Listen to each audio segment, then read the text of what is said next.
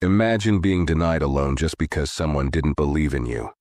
That's exactly what happened to a woman who walked into a bank with big dreams, only to be humiliated by the manager. But in just 5 minutes, she didn't just prove them wrong. She bought the entire bank. What she uncovered along the way will leave you stunned. Before we start the story, let us know in the comments where you're watching from. And if you enjoy stories like this, make sure to hit that subscribe button. The morning light streamed through the glass doors of the bustling bank, highlighting the polished floors and the hum of activity. People moved in and out, clutching papers and exchanging polite nods with the tellers behind their counters. Sophia James stepped into the building, her heels clicking confidently on the marble floor. She held a thick folder in her hand, filled with the culmination of months of hard work. Dressed in a sharp blazer and with a determined look in her eyes, she wasn't just another customer. She had come here with a purpose, one she believed was straightforward, to secure a business loan that would take her community-focused startup to the next level. Sophia approached the front desk, where a receptionist greeted her with a professional but distant smile. "Good morning," Sophia said, her voice steady and polite. "I have an appointment with Mr. Grayson." The receptionist nodded, made a quick phone call and motioned for Sophia to head to the manager's office. As she walked across the lobby, she felt a few eyes on her. She was used to it. Being one of the few black women who navigated the world of finance and entrepreneurship often came with stares that lingered a bit too long. But Sophia kept her head high. She reminded herself why she was there: to grow her business, to prove her critics wrong, and to pave the way for others like her. Mr. Richard Grayson, the bank manager, sat behind a large mahogany desk. He looked up as Sophia entered, offering a handshake that felt perfunctory rather than warm. "Ms. James, welcome. Please have a seat," he said, gesturing to the chair across from him. His tone was polite, but there was an unmistakable air of dismissal in the way he barely looked at her as he adjusted his glasses. Sophia introduced herself and began to explain her business. She spoke with passion about her company's mission: to bring sustainable, affordable housing to underprivileged communities. She detailed her plans, pointing to the graphs and projections in her folder. Her voice was filled with hope, her ideas well-researched and thorough. This wasn't just a dream, it was a viable business with proven results. But as she spoke, Mr. Grayson leaned back in his chair, his expression indifferent. He interrupted her mid-sentence, holding up a hand as if to stop her from wasting more of his time. "Ms. James," he said, cutting her off, "I'm going to stop you right there. This venture of yours doesn't quite align with the kind of investments we support." Sophia paused, taken aback. She frowned slightly but kept her composure. "I'm not sure I understand," she said. "The numbers are solid, and my revenue projections show steady growth. I've already secured partnerships with local developers." Mr. Grayson shook his head, a condescending smile spreading across his face. "It's not about the numbers, Ms. James. We have certain criteria, and frankly, this kind of project carries a lot of risks. We have to be cautious about who we lend to." His words lingered, heavy with implications. Sophia's jaw tightened. She knew what he wasn't saying aloud. She had seen this attitude before: the polite dismissal, the vague reasoning that covered up something far less professional. For a moment, she considered pressing him, asking him to explain exactly what he meant by "this kind of project" and "who we lend to." But she stopped herself. Instead, she straightened her shoulders and said, "Thank you for your time, Mr. Grayson." Without another word, she gathered her folder and stood. As she turned to leave, she noticed the faint smirk on his face, a look that said he had already forgotten about her. But what he didn't realize was that Sophia wasn't walking away defeated. She was walking away with a plan. Sophia exited the manager's office, her expression calm, but her mind was already working. The sting of rejection was familiar, but it no longer held the power to shake her resolve. She walked past the rows of desks, her heels clicking steadily, ignoring the curious glances of the bank employees. By the time she stepped out into the crisp air outside, her phone was already in her hand. She dialed a number and waited. A deep, assured voice answered after the first ring. "Sophia," the voice greeted. "I wasn't expecting your call so soon." "I'm ready," she replied without hesitation. Her voice was firm but controlled, with no hint of the frustration she had just faced.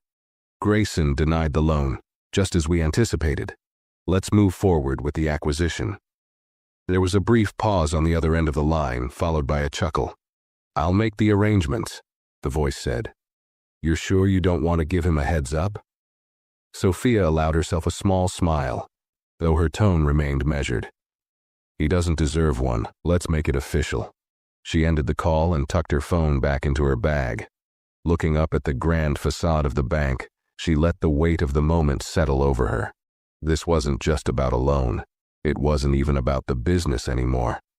It was about standing up to people who underestimated her, who thought they could dismiss her without consequence. Sophia turned and headed back inside the building, her head held high. This time, the receptionist didn't greet her with the same indifference. There was a flicker of confusion in her eyes as Sophia walked confidently past the desk without waiting for permission. The receptionist started to protest but faltered when Sophia shot her a look that was both calm and commanding. She headed straight for the regional director's office, her steps unwavering. It was time for the tables to turn. The regional director's office was tucked away in a quiet corner of the bank, its glass walls offering a view of the bustling lobby below. Sophia knocked once and entered without waiting for an invitation, her movements deliberate and poised. Inside, a man in his late 40s, impeccably dressed in a tailored suit, looked up from his desk. His nameplate read, "Jonathan Carter, Regional Director." "Ms. James," he said, standing as she entered. "To what do I owe the pleasure?" His voice was polite but tinged with curiosity. It wasn't every day someone bypassed appointments and walked in unannounced. Sophia placed her folder on his desk and met his gaze directly. "I believe you've been briefed about my ongoing negotiations with your parent company," she said. Her tone was firm but professional, leaving no room for doubt. Carter's brows furrowed as he opened the folder and scanned its contents. A moment later, realization dawned. "Ah, yes," he said, his expression shifting to one of guarded respect. "The acquisition proposal.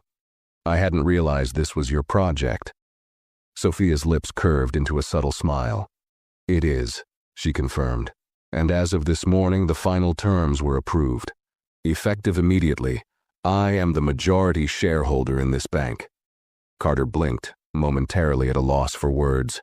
He had expected to deal with a faceless investor or a corporate representative, not a poised woman who had just been in his lobby minutes ago. "Well," he said, regaining his composure, "congratulations. That's certainly unexpected." Sophia didn't sit down, keeping the upper hand by standing while he remained seated. "Thank you," she said. "There's one immediate matter I'd like to address." She folded her arms, her voice steady. "Your branch manager, Richard Grayson." Carter's eyes flicked up, a hint of caution in his gaze. "What about him?" Sophia leaned slightly forward, her confidence unshaken. "I just had a meeting with him regarding a loan for my business. He dismissed me outright, not because my proposal lacked merit, but because he decided I wasn't worth his time. That kind of attitude has no place in a bank I now control." Carter's face tightened as he processed her words. "I see," he said carefully. "I'll look into the matter immediately." Sophia tilted her head slightly, her gaze unrelenting. "I expect his resignation on my desk by the end of the day," she said. "I trust that won't be a problem." Carter nodded slowly, his respect for her growing with each passing second. "Consider it handled," he said. Satisfied, Sophia extended her hand. "Thank you, Mr. Carter. I look forward to working with you." He shook her hand, his grip firm but his demeanor unmistakably deferential.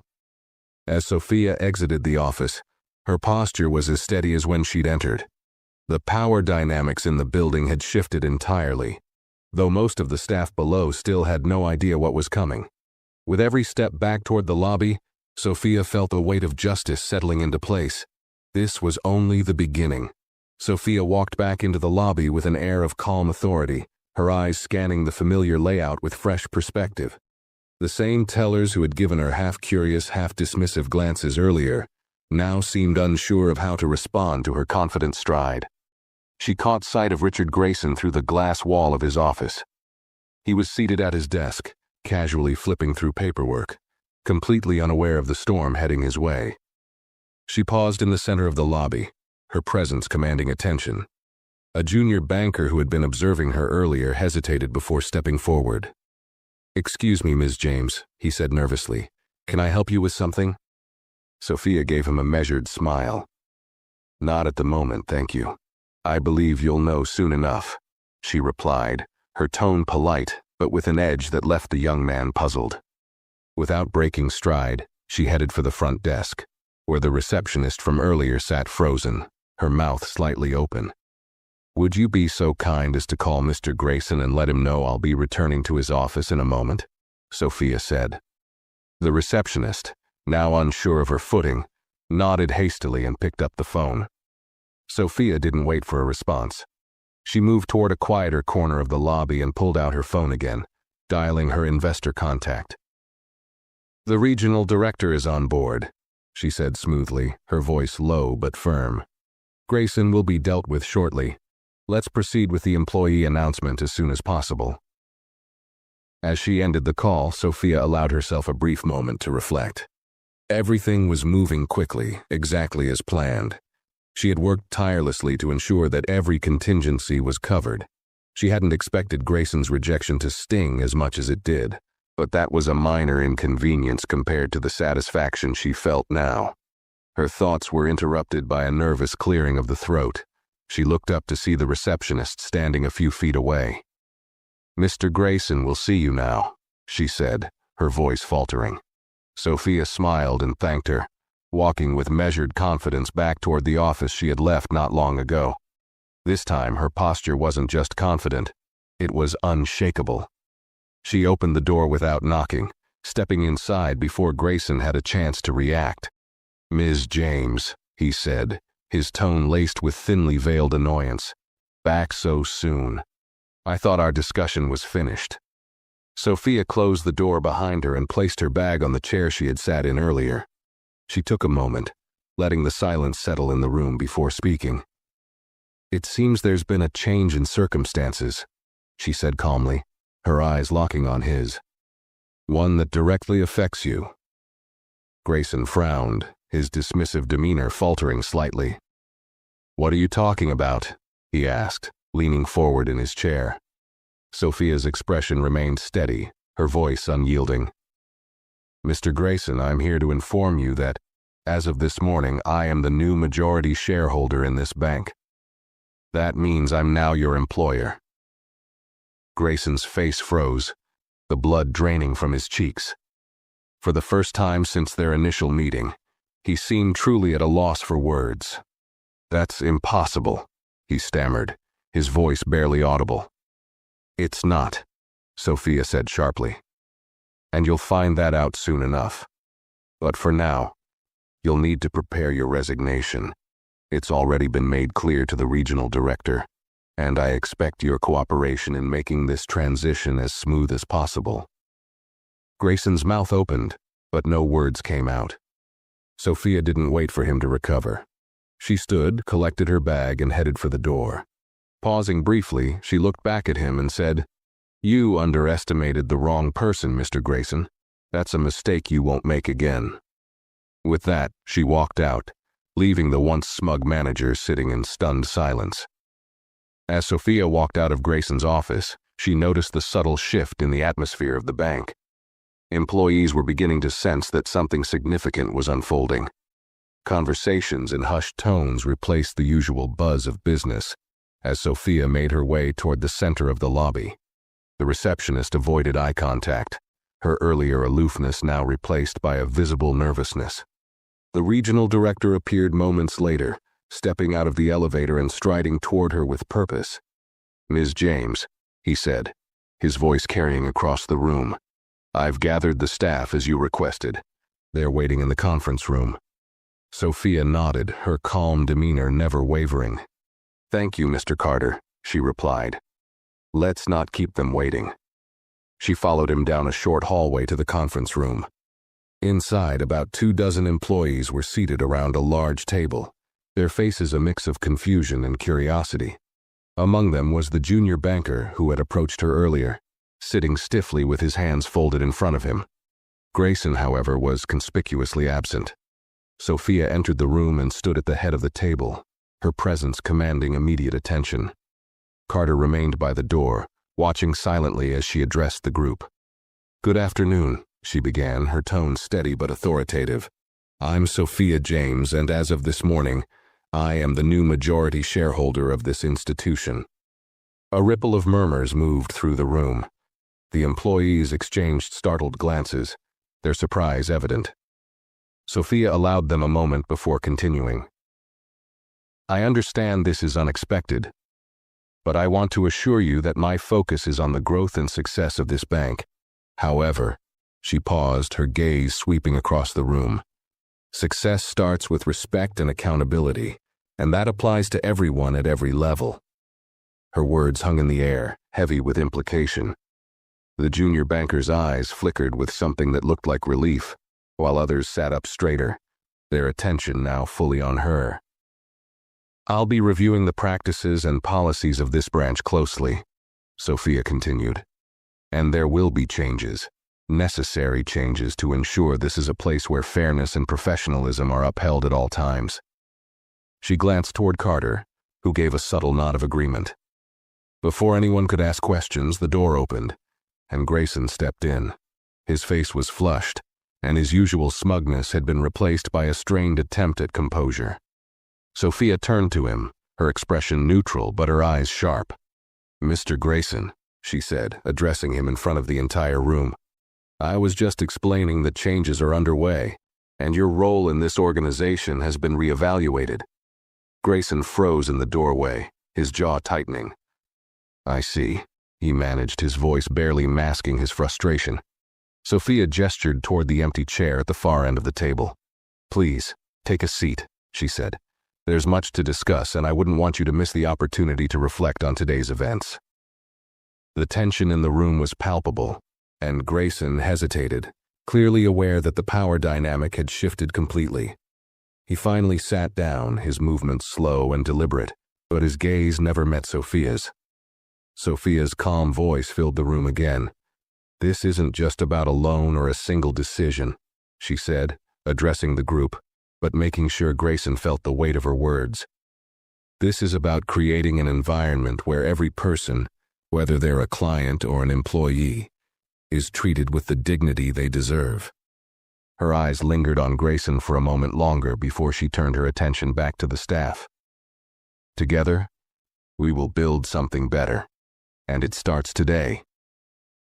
The room was silent, every person sitting a little straighter, fully aware they were witnessing the beginning of a new chapter for the bank, and for themselves. As the tension in the room began to settle, Sophia allowed a brief silence to stretch, giving the employees time to process her words. Grayson shifted uncomfortably in his seat, his discomfort palpable. Sophia turned her gaze directly toward him, her expression unwavering. "Mr. Grayson," she began, her tone calm but resolute, "I'm sure you're aware that leadership sets the tone for an organization. Unfortunately, the tone you've set is not one that aligns with the vision or values I intend to bring to this bank." Grayson opened his mouth as if to respond, but Sophia raised a hand, silencing him before he could utter a word. "I've already discussed this matter with Mr. Carter, and it has been decided that your resignation is the most appropriate course of action, effective immediately." The room fell completely silent. The employees looked at each other with wide eyes, and a few glanced toward Grayson, whose face had gone pale. For a moment he seemed at a loss, his lips moving soundlessly. Finally he stammered, "This is highly irregular." Sophia tilted her head slightly, her gaze steady. "What's highly irregular, Mr. Grayson, is dismissing a client without giving their proposal due consideration. What's highly irregular is fostering an environment where bias outweighs merit. This is not a decision I made lightly, but it is a necessary one." Grayson stood abruptly, his chair scraping loudly against the floor. "You can't," he started. But Sophia interrupted him, her voice firm but still calm. "Please don't make this more difficult than it needs to be," she said. "Your severance package will reflect the years you've spent with the bank, but your time here has come to an end. Security will escort you out once you've gathered your belongings." Grayson glared at her, his face a mixture of anger and humiliation. The employees sat frozen, unsure whether to intervene or simply watch. After a moment, Grayson turned sharply on his heel and strode out of the room, slamming the door behind him. Sophia remained standing, her composure intact despite the tension that hung in the air. She addressed the employees again, her tone softening but still authoritative. "I understand this may feel sudden, but I want to assure you all that my goal is to create an environment where everyone is treated fairly and given the opportunity to succeed. If you have questions, my door is always open." The junior banker raised his hand hesitantly. "Ms. James," he said, his voice trembling slightly, "does this mean we'll be making changes to how clients are evaluated as well?" Sophia smiled at him, a genuine warmth in her expression. "Yes," she said. "From this moment forward, decisions will be based on merit, potential, and opportunity, not preconceived notions or personal biases." The room seemed to breathe collectively, a subtle tension lifting. For the first time, the employees saw not just a new owner, but a leader who might actually care about making things better. Sophia gathered her folder and glanced around the room one last time. "This is only the beginning," she said. "We're going to build something extraordinary together." With that, she turned and walked out of the conference room, leaving a room full of inspired and slightly stunned employees in her wake. As Sophia left the conference room, the air seemed lighter, but she knew the real work was just beginning. She made her way back to the lobby, where a few employees tried to avoid looking directly at her, still adjusting to the sudden shift in leadership. Her steps were measured, her confidence unshaken, but her mind was already running through the next steps. This wasn't just about removing Grayson, it was about reshaping the entire culture of the bank. The receptionist, now visibly nervous, rose from her seat as Sophia approached. "Ms. James," she stammered, "is there anything you need?" Sophia offered her a small smile, a gesture of reassurance. "Thank you," she said calmly. "I'm fine for now. Please make sure Mr. Grayson's departure is handled respectfully, and let Mr. Carter know I'll need a detailed report of current operations by the end of the week." The receptionist nodded quickly, her face flushed, and sat back down. Sophia continued toward the elevator, her focus narrowing as she stepped inside and pressed the button for the top floor. This wasn't just any branch. This was the flagship location, and every move she made here would ripple across the rest of the organization. When the elevator doors opened, Sophia stepped into her new office. The room was spacious, with floor-to-ceiling windows offering a panoramic view of the city. It was clear that Grayson had spared no expense in making the office a reflection of his self-perceived importance. A heavy oak desk stood in the center, adorned with expensive trinkets and personalized stationery. Sophia moved to the desk and ran her fingers across its polished surface. She pulled out her phone and dialed another number, her mind already strategizing. The phone rang twice before a familiar voice answered. "Sophia," the voice said, this time tinged with excitement. "How did it go?" "Grayson's gone," she said simply, her tone steady. "Carter's on board and the staff is aware of the transition. Now we focus on restructuring." The voice on the other end let out a low whistle. "You work fast." "We don't have time to waste," Sophia replied. "I need you to send over the finalized contracts for the new hiring policy. We're building a team that reflects the communities we serve, no exceptions." "Already in motion," the voice said. "Anything else?" Sophia glanced around the room, her gaze falling on a photo of Grayson shaking hands with a city official. She reached over and turned it face down. "Yes," she said. "Make sure the media package is ready. By the end of the week, I want every client and stakeholder to know exactly what we stand for and what we won't tolerate." As she ended the call, Sophia leaned back in the leather chair that now belonged to her. The office was quiet, but it wasn't silence that filled the space. It was possibility. Grayson's absence was only the first step. Now it was time to rewrite the rules, not just for the bank, but for everyone who had ever walked into a place like this and been told they weren't enough. Sophia looked out the window, her reflection superimposed against the sprawling cityscape. She had been dismissed, doubted, and underestimated. But now, she was the one setting the terms. And for the first time, she allowed herself a brief smile, knowing this was only the beginning. The next morning, Sophia arrived early at the bank, her heels clicking purposefully against the pavement as she approached the entrance. This time, there were no lingering stares of curiosity, just hushed whispers and sidelong glances as the staff began to understand the gravity of what had happened. Sophia noticed the receptionist stiffen slightly as she walked past, but Sophia offered her a warm nod, signaling that the upheaval of the previous day wasn't personal. The first task on her agenda was the staff meeting she had scheduled. By now, word had likely spread across the branch and the employees were eager, if not nervous, to see what changes their new leader would implement. Sophia entered the same conference room as the day before, her confident demeanor putting everyone on alert. The room filled quickly, chairs scraping against the polished floor as employees shuffled in. Carter entered last, his expression calm but watchful, as he took a seat near the front. The junior banker from before sat a little straighter this time, a spark of interest replacing his earlier nervousness. Grayson's absence was conspicuous, and the room felt lighter without his imposing presence. Sophia stood at the head of the table, holding a slim notebook in her hands. She waited until the room had settled before speaking. "Good morning," she began, her voice clear and steady. "I know the past 24 hours have been a whirlwind, and I appreciate your patience as we transition into this new chapter." She let her eyes sweep across the room, ensuring she had everyone's attention. "Before we move forward, I want to be transparent about why I'm here. I didn't acquire this bank to simply maintain the status quo. I acquired it to build something better, something that represents fairness, integrity, and opportunity." The employees exchanged cautious glances, unsure of what to expect next. Sophia leaned slightly forward, her voice softening. "I know some of you may be worried about what these changes mean for your roles. Let me assure you, this isn't about cutting jobs or reducing opportunities. It's about creating an environment where everyone, employees and clients alike, feels valued and supported." A hand shot up near the back of the room. It was an older employee, a senior loan officer who had been with the bank for decades.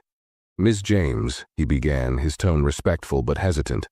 "What kind of changes are you talking about specifically? Are we looking at new policies or a complete overhaul?"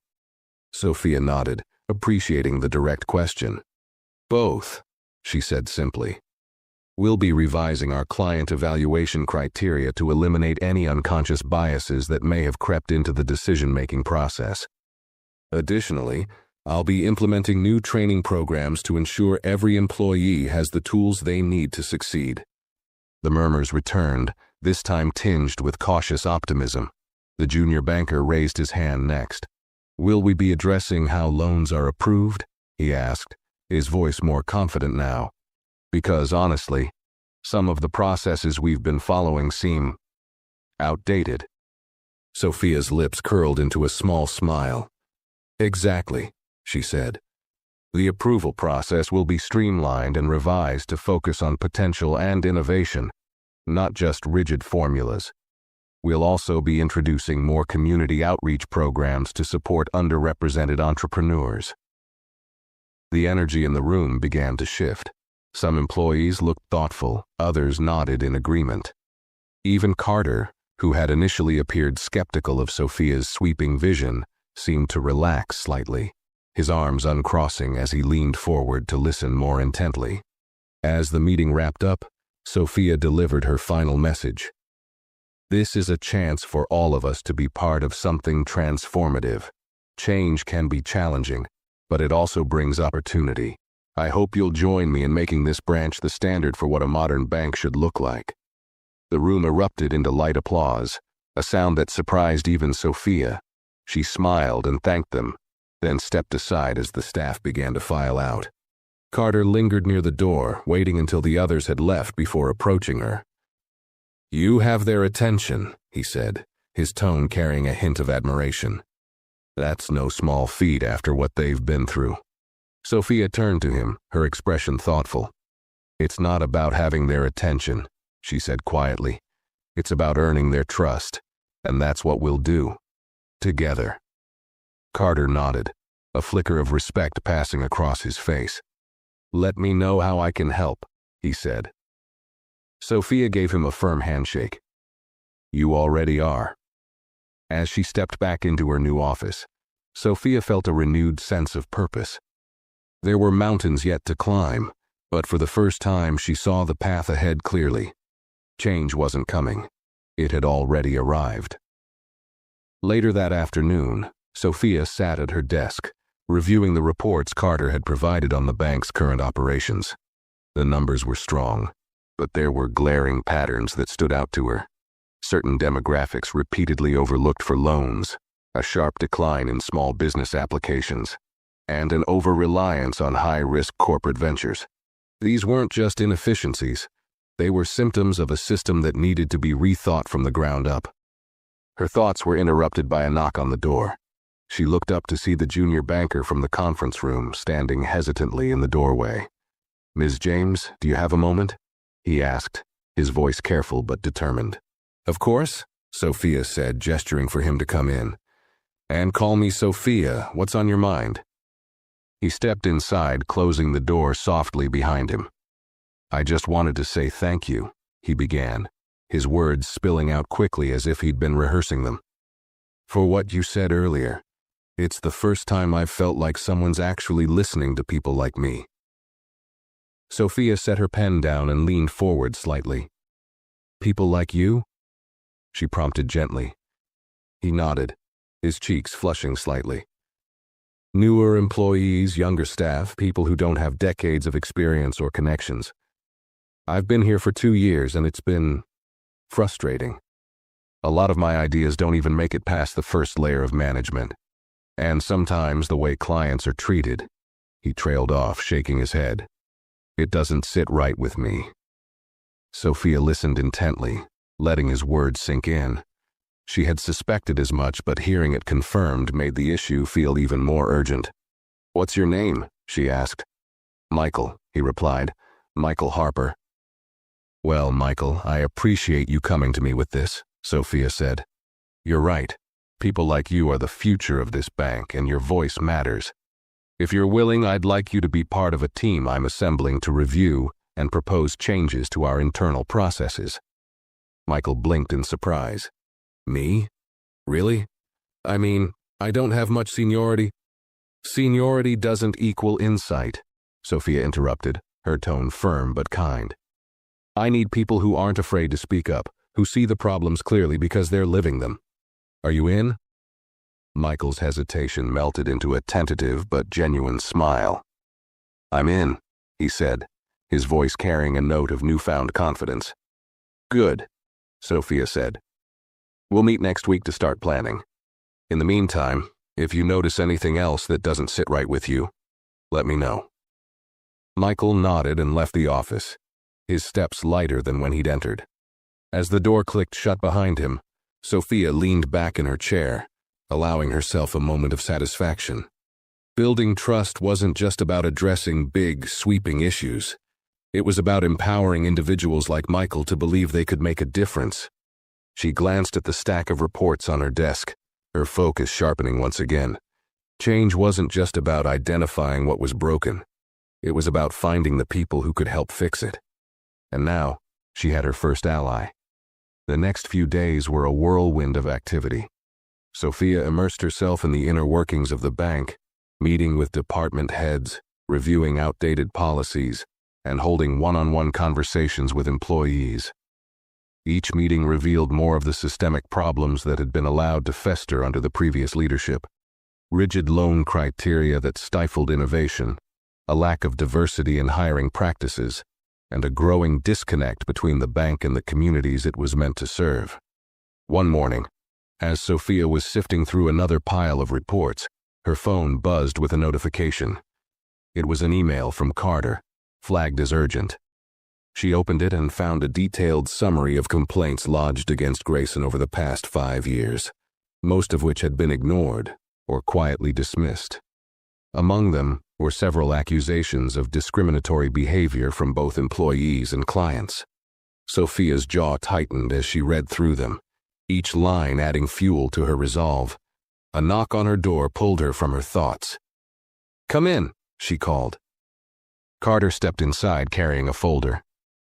"I thought you'd want to see this in person," he said, placing it on her desk.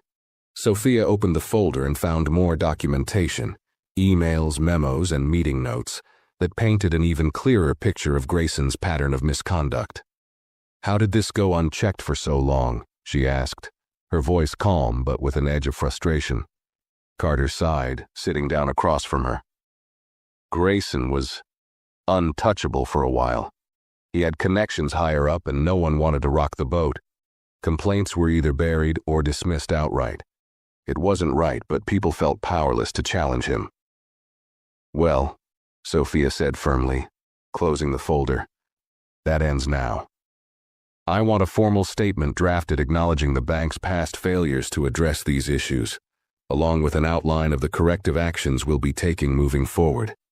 This isn't just about Grayson. It's about making it clear that this kind of behavior has no place here." Carter nodded, his expression resolute. "I'll get it done. And for what it's worth, I think people are already starting to feel the shift. The staff meetings, the changes you're proposing, they're making a difference." Sophia leaned back slightly, her mind racing ahead. "We need to go further. I want to launch a community initiative, a program to reach out to underrepresented entrepreneurs and provide them with the resources they need to succeed. Workshops, mentorship programs, networking events. If the bank is going to thrive, we need to reconnect with the people we're here to serve." Carter's brow lifted slightly, a spark of approval in his eyes. "That's ambitious," he said. "But if anyone can pull it off, it's you." Sophia smiled faintly. "Ambition is what brought me here," she said, "and it's what will take us where we need to go." As Carter left to begin drafting the statement, Sophia turned back to the reports on her desk. The weight of the work ahead was heavy, but it didn't intimidate her. If anything, it fueled her determination. She had come into this bank as an outsider, someone dismissed and underestimated. Now she was reshaping it from within, piece by piece, building something that would stand as a testament to what was possible when you refused to back down. And this was only the beginning. By the end of the week, Sophia's presence had transformed the bank into a hive of activity. Employees were talking about the changes, some cautiously optimistic, others still wary. Word of her vision for the community outreach program spread quickly, and to Sophia's surprise, several staff members came forward with ideas for workshops and partnerships. One idea in particular caught her attention: a pitch from Michael to collaborate with local schools on financial literacy programs. The idea came up during an informal meeting Sophia had called in the break room. It was an open forum, with employees invited to share their thoughts in a relaxed setting. Michael, still adjusting to his new role on the internal review team, spoke hesitantly at first but gained confidence as he explained his plan. "We could start with workshops for high school seniors," he said. "Teach them about budgeting, saving, and the basics of credit. A lot of kids in underserved areas don't get that kind of education, and it leaves them vulnerable later on." Sophia leaned forward, intrigued. "And how would we connect that to the bank's mission?" she asked, encouraging him to expand on the idea. Michael hesitated for a moment before replying.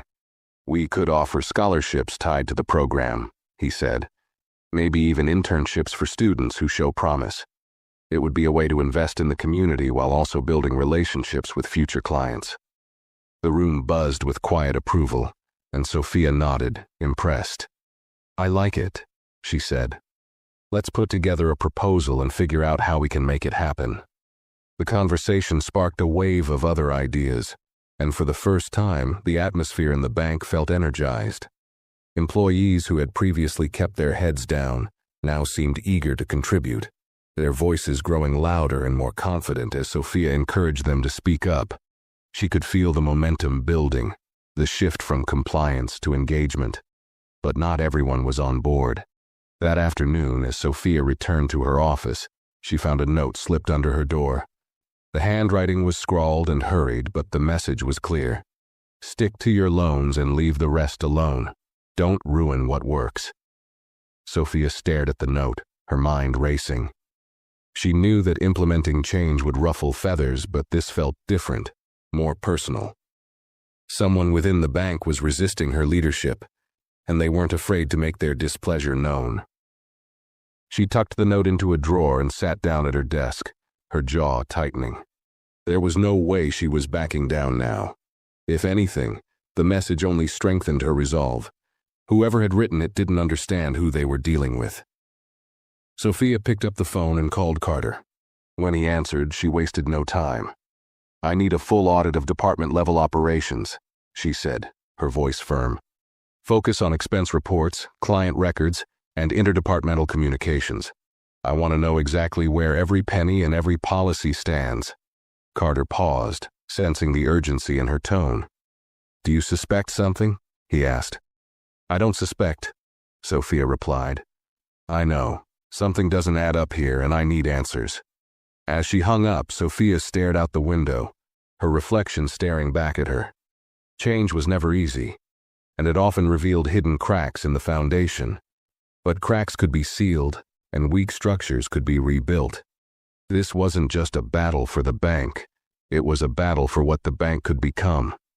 Sophia took a deep breath, her determination unshaken. If someone thought they could intimidate her, they were sorely mistaken. The following morning, Carter arrived at Sophia's office with a thick folder tucked under his arm. His expression was grim, but focused. He set the folder on her desk without a word and gestured for her to open it. Sophia flipped the cover and scanned the first few pages, her brow furrowing as the numbers and notes began to paint a disturbing picture. It's worse than I thought, Carter said, breaking the silence. Grayson wasn't just dismissive and biased. He was actively manipulating loan approvals and diverting funds. Sophia looked up sharply. Diverting funds? Explain. Carter leaned forward, pointing to a specific section in the folder. He approved a series of loans to shell companies, entities with no real business operations. The funds were then funneled into personal accounts under false pretenses. It's embezzlement, plain and simple. Sophia's jaw tightened as she flipped through the pages, each document reinforcing Carter's findings. How long has this been going on? She asked. From what we can tell, at least 3 years, Carter replied. But it's possible it started even earlier. He was clever about covering his tracks. Most of these loans were small enough to avoid immediate scrutiny. Sophia closed the folder and sat back, her mind racing. This wasn't just a personnel issue anymore. Grayson's actions had left a stain on the bank's integrity. And if this information became public without a clear plan to address it, the fallout could be catastrophic. What about the higher-ups?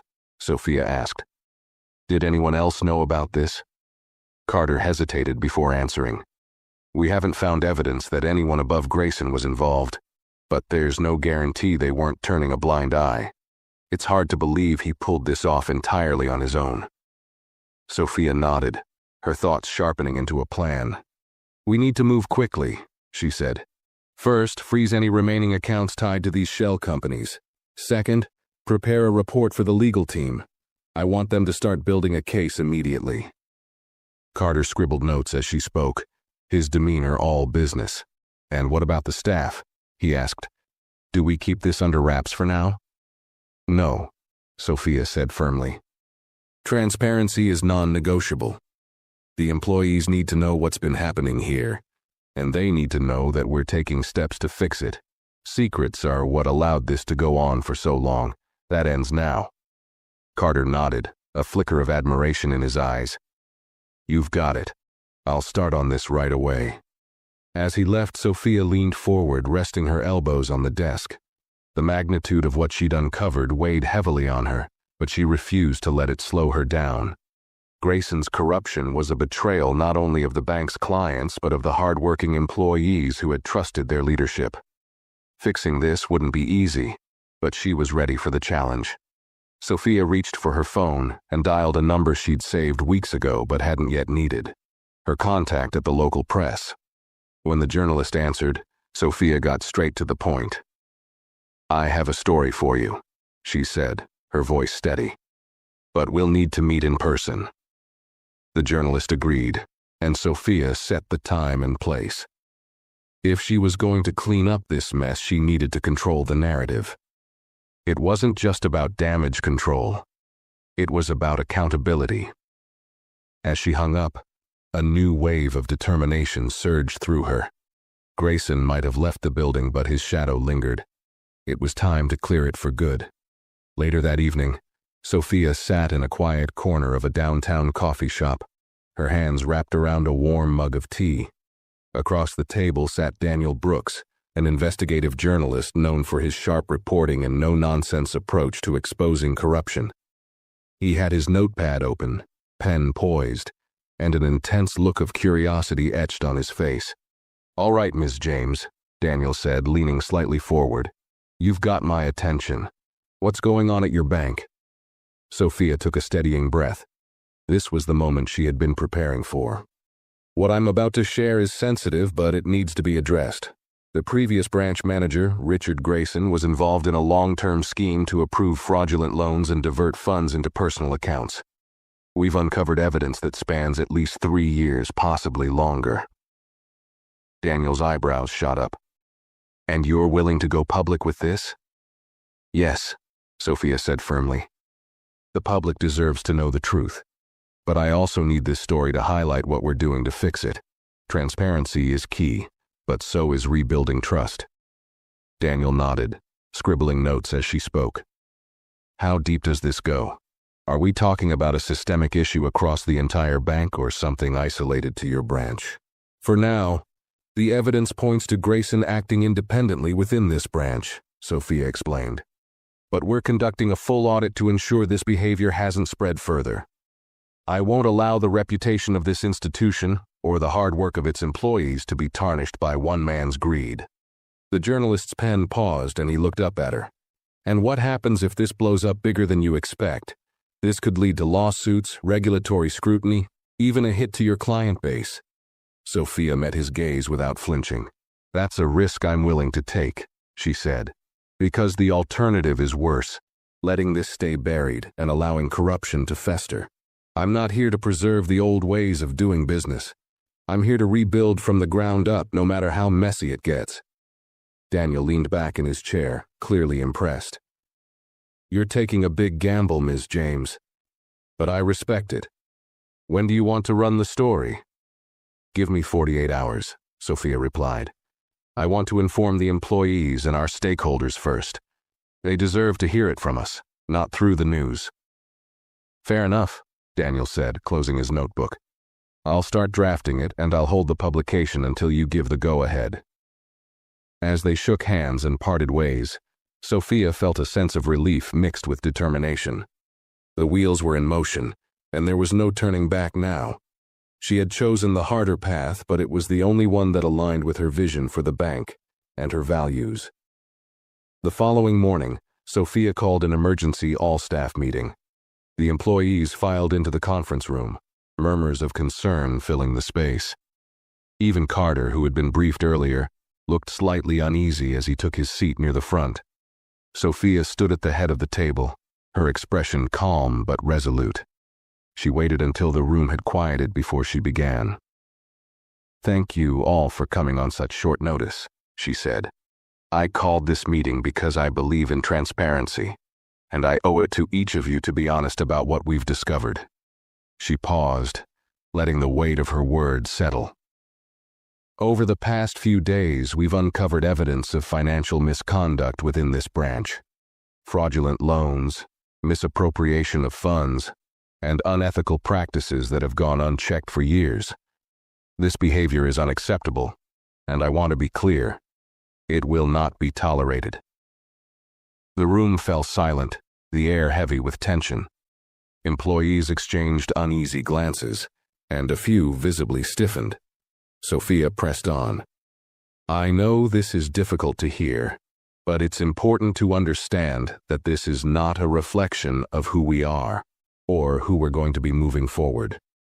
We are taking immediate action to address these issues, including a full audit and a comprehensive review of all policies and procedures. A hand shot up near the back. It was Michael. Ms. James, he said, his voice steady but concerned. What does this mean for us? Are our jobs at risk because of this? Sophia's expression softened slightly. No, she said firmly. This is not about punishing the staff. This is about correcting past mistakes and ensuring we have a foundation of integrity and accountability. If anything, this is an opportunity for all of us to step up and be part of the solution. The tension in the room eased slightly, though the weight of the revelation still lingered. I want to thank each of you for your dedication, Sophia continued. This is a turning point for our branch, and I believe we can come out of this stronger, together. The employees nodded, some with cautious optimism, others with a renewed sense of purpose. As the meeting ended and the room began to empty, Carter approached Sophia, his expression thoughtful. You handled that well, he said. Better than I expected. Sophia smiled faintly. Thanks, but the hard part is just beginning, she replied. Now we have to deliver on everything I promised. Carter nodded. If anyone can pull it off, it's you. As the last employee left the room, Sophia took a deep breath. The road ahead was long, but she knew one thing for certain. She wasn't backing down. As the employees returned to their workstations, the energy in the bank shifted. There was an undercurrent of determination in the air, but also a hint of unease. Sophia could see it in their faces as she walked through the lobby. Some nodded at her with cautious respect, while others avoided her gaze altogether. She understood their hesitation. Change, especially when it involved confronting past mistakes, was never easy. Back in her office, Sophia began drafting an official statement for the bank's clients and stakeholders. She chose her words carefully, striking a balance between transparency and reassurance. The statement acknowledged the issues uncovered, outlined the steps being taken to address them, and reaffirmed the bank's commitment to integrity and community engagement. Every sentence carried her personal stamp, a promise that this would be a different kind of institution under her leadership. As she finished the draft, her phone buzzed with a call from Carter. We've frozen the accounts tied to the shell companies, he said without preamble. Legal is combing through the documentation now. They're confident we have enough to bring charges against Grayson. Good, Sophia replied.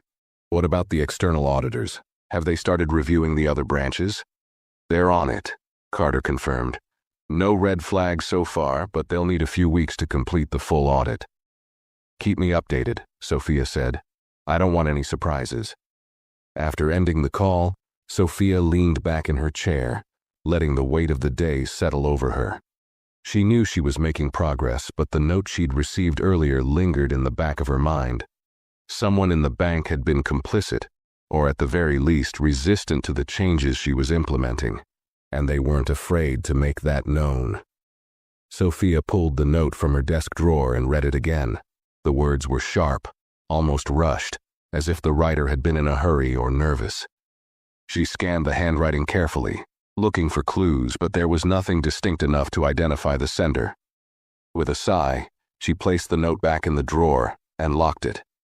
Whoever was behind it would reveal themselves in time. For now, she had bigger battles to fight. Later that afternoon, Sophia's plan to inform the clients began to take shape. She scheduled a town hall meeting for the following week, inviting community leaders, local business owners, and longtime customers to attend. It would be her opportunity to address them directly, to rebuild their trust face to face. Michael stopped by her office just as she was finalizing the details. Ms. James, he said, hesitating in the doorway. Can I speak with you for a moment? Of course, Sophia said, motioning for him to sit. Michael closed the door behind him, his expression serious. I wanted to tell you something. During the meeting earlier, I overheard a few employees talking in the break room. They seemed angry. One of them mentioned that Grayson always looked out for his people, and that things were better before you took over. Sophia's eyes narrowed slightly. Did they say anything specific or mention who his people are? Michael shook his head. No names, but it was clear they weren't happy about the changes. I don't know if it's connected to that note you mentioned, but I thought you should know. Sophia nodded thoughtfully. Thank you, Michael. I appreciate you bringing this to me. Michael stood, his expression resolute. For what it's worth, most of us believe in what you're doing. Don't let a few bad apples stop you. Sophia smiled faintly as he left, his words bolstering her resolve. She had anticipated resistance, but now it was clear that some of it was rooted in loyalty to Grayson, and possibly complicity in his schemes. If those individuals thought they could intimidate her into stepping back, they were sorely mistaken. As the day wound down, Sophia looked out the window of her office, watching the city lights flicker to life. The challenges ahead were daunting, but she reminded herself why she had taken this on. It wasn't just about cleaning up a corrupt system. It was about proving that integrity and success could coexist. And she was just getting started. The day of the town hall meeting arrived, and the bank's largest conference room was transformed into a space that reflected the gravity of the moment. Rows of chairs faced a podium, with a backdrop displaying the bank's logo and a banner that read, Integrity, Growth, Community. Sophia stood near the entrance, greeting guests as they arrived, local business owners, community leaders, and longtime clients. Some approached her with cautious smiles, others with skepticism, but all of them came, curious about what the new leadership had to say. Michael and a few other employees worked behind the scenes, helping organize the event. Carter, standing by the coffee station, occasionally glanced her way, giving her a nod of reassurance. As the room filled, Sophia took a deep breath, readying herself for what was about to unfold. When it was time, she stepped to the podium, the room falling silent as all eyes turned to her. She looked out at the crowd, her expression calm but purposeful. Good evening, she began, her voice steady. Thank you all for coming tonight. I know that over the past few weeks there have been many questions about the changes happening at this branch, and about my leadership. I asked you here today because I believe in addressing these questions openly and honestly.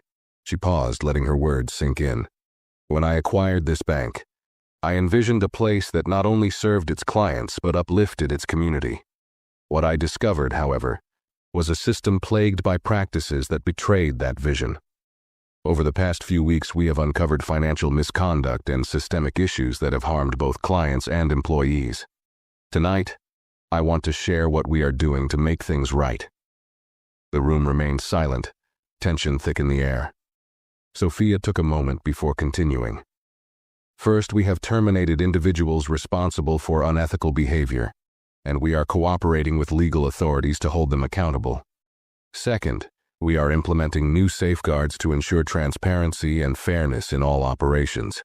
And finally, we are launching a community initiative to empower local entrepreneurs through workshops, mentorship, and accessible financial resources. A hand went up near the middle of the room. It was a woman in her 50s, a long-time client. Ms. James, she said, her tone skeptical. How can we trust that these changes will stick? We've heard promises like this before. Sophia nodded, acknowledging the question. That's fair, she replied. Trust isn't something I can ask for. It's something I have to earn. And the only way to earn it is through action. That's why I'm inviting every one of you to hold us accountable. I'll be hosting monthly progress updates, and you'll see firsthand what we're doing to uphold our commitments. The woman nodded, her expression softening slightly. Another hand shot up, a young man who ran a small cafe nearby. What about people like me? He asked. I've applied for loans here before and got turned down every time. What's going to be different now? Sophia met his gaze, her tone firm but empathetic. What's different is that we're changing how we evaluate applications. We're looking at potential and viability, not just rigid formulas. I can't promise every application will be approved, but I can promise you this. You will always get a fair shot." The young man nodded, his face lighting up with a glimmer of hope. Around the room, murmurs of approval began to ripple through the crowd. Sophia pressed on, seizing the momentum. This bank belongs to the community, and it's time it reflected the values and diversity of the people it serves. Together we can build something better, something we can all be proud of. When she finished, the room erupted into applause. Not everyone clapped, but the energy in the room had shifted. The skeptics hadn't all been won over, but they were listening, and that was a start. As the crowd dispersed, many attendees approached Sophia to shake her hand, share their thoughts, or offer support. Michael and Carter lingered nearby, quietly observing the positive responses. Carter eventually stepped forward, his expression one of cautious optimism. "You did well," he said simply. "Thanks," Sophia replied, a faint smile touching her lips. "But this is just the first step." He nodded. "The community is starting to believe in you. Now we just have to make sure the rest of the bank catches up." Sophia's smile widened slightly. "Oh, they'll catch up," she said, "one way or another." As the last guests left and the room emptied, Sophia took a moment to herself, standing alone by the podium. She knew there were still challenges ahead, but tonight had proven one thing. The tide was beginning to turn, and she was ready to see it through. The following morning, Sophia returned to the bank with a renewed sense of purpose. The energy from the town hall lingered in her mind, a mixture of cautious optimism and determination to deliver on the promises she had made. As she walked through the lobby, employees greeted her with polite nods, and a few even offered hesitant smiles. The shift in morale was subtle, but it was there, and it fueled her confidence. Carter met her in the hallway, holding a tablet loaded with the latest updates. "Morning," he said, falling into step beside her. "The feedback from the town hall is coming in. Mostly positive. Clients seem to appreciate the transparency, and a few have already reached out to express interest in the mentorship program." "That's good to hear," Sophia said. "What about the internal audit? Any new developments?" Carter's expression grew more serious. Legal found additional discrepancies in Grayson's dealings. It looks like he wasn't entirely alone. A few mid-level managers were complicit in approving those fraudulent loans. Sophia frowned, her pace slowing slightly. "Do we have names?" "Not yet, but we're close," Carter replied. "The auditors are following the paper trail, and it's only a matter of time before everything is laid bare." Sophia stopped in front of her office and turned to face him. "As soon as we have confirmation, I want those individuals removed from their positions. Quietly, if possible, but swiftly. We can't afford to let this drag out." Carter nodded. "Understood." Sophia entered her office and closed the door, her mind already turning over the next steps. She sat at her desk, pulled up her email, and found several messages from community leaders who had attended the town hall. Many expressed cautious optimism about the changes, while others raised concerns about how the bank would ensure fairness moving forward. One email, however, stood out. It was from an anonymous sender with the subject line, "You're digging too deep." Sophia opened the email, her eyes scanning the short, blunt message. "This is bigger than you think. Stop before it's too late." Her stomach tightened, but she refused to let the unease settle. She had expected resistance, even hostility, but this was different. This felt like a warning, or perhaps a threat. She forwarded the email to Carter with a simple note. "Add this to the investigation." Taking a deep breath, Sophia turned her attention back to the mentorship program proposal. She couldn't allow distractions to derail her progress. The program was set to launch in 2 weeks, and the response from the community would be critical in shaping the bank's new reputation. Later that afternoon, Michael stopped by her office with an update on his financial literacy initiative. He entered with a stack of papers, his enthusiasm barely contained. "Ms. James," he began, setting the papers on her desk. "I've got the first draft of the curriculum for the high school workshops. Take a look." Sophia flipped through the pages, her eyes scanning the outlines and lesson plans. The material was thorough, engaging, and practical, a clear reflection of Michael's dedication. She smiled as she closed the folder. "This is excellent work, Michael. You've put a lot of thought into this." Michael beamed, his confidence growing. "Thank you. I really believe this can make a difference." "It will," Sophia said. "Let's schedule a meeting with the local school district to finalize the details. I want this program up and running as soon as possible." As Michael left, Sophia allowed herself a moment to savor the small victory. Despite the challenges, progress was being made. The community was beginning to see the bank not just as a financial institution, but as a partner invested in their success. But the anonymous email lingered in her thoughts, a quiet reminder that not everyone welcomed change.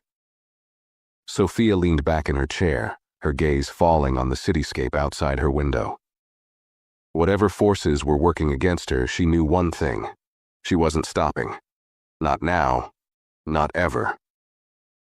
A week later, the tension within the bank reached a boiling point. The internal audit had uncovered the names of the mid-level managers who had aided Grayson in his schemes.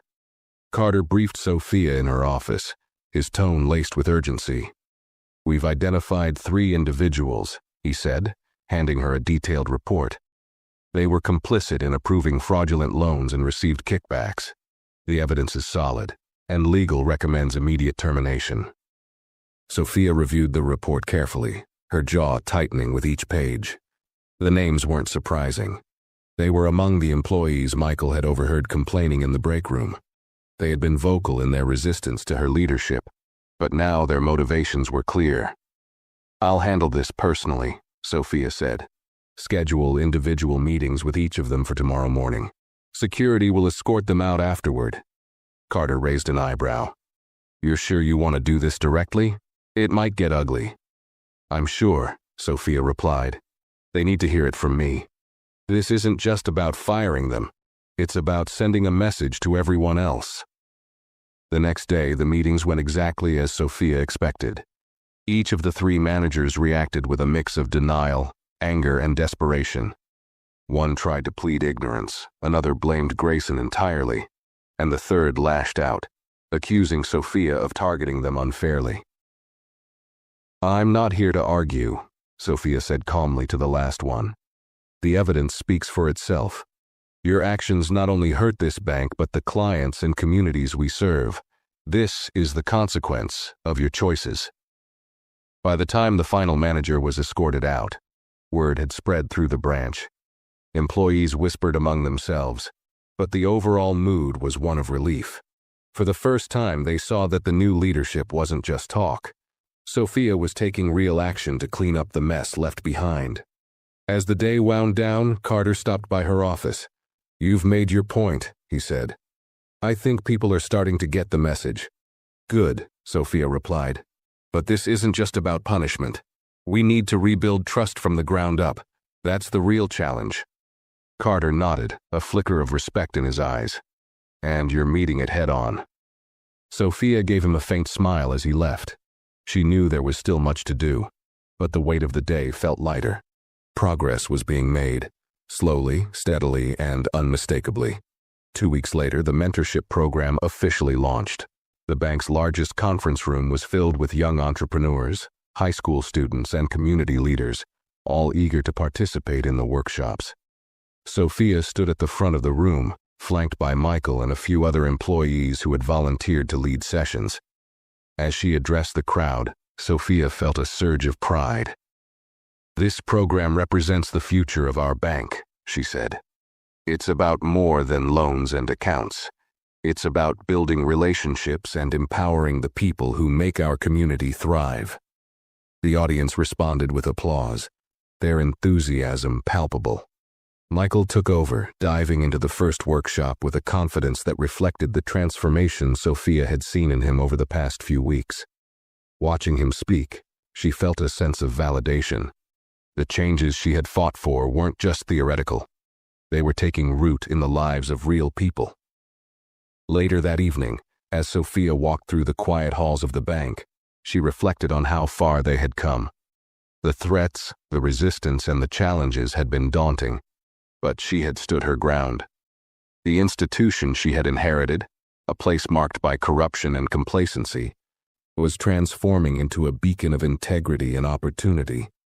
Sophia returned to her office and sat at her desk, her gaze falling on the city lights outside her window. The battle wasn't over. There would always be challenges to face. But the foundation had been laid. The community was beginning to trust the bank again, and the employees were starting to believe in her vision. For the first time in weeks, Sophia allowed herself a moment of quiet satisfaction.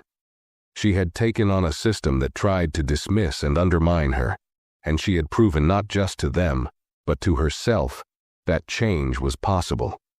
As she turned off her desk lamp and gathered her things to leave, one thought echoed in her mind. This was just the beginning. Thanks for watching. If you enjoyed this story, give it a thumbs up, share your thoughts in the comments below, and don't forget to subscribe for more videos like this. See you in the next one.